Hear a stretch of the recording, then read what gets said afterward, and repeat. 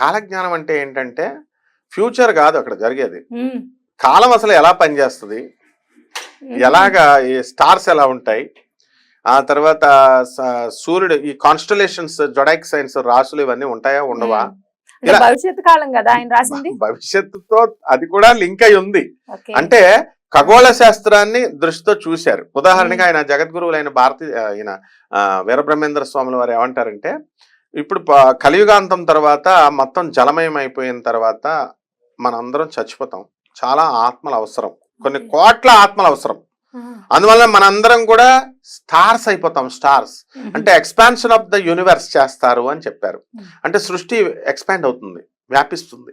అప్పుడు దేవుడికి కొన్ని కోట్ల ఆత్మలు అవసరం, మనందరం కూడా స్టార్స్ అయిపోతాం అన్నమాట అప్పుడు. కాబట్టి మీకు డౌట్ రావచ్చు, ఎలా స్టార్స్ అయిపోతామండి అని. ధ్రువుడు తపస్సు చేస్తే ధ్రువ పదం ఇచ్చారు స్టార్స్ అంటే చాలా హైయెస్ట్ తపస్సు చేశాడు కాబట్టి.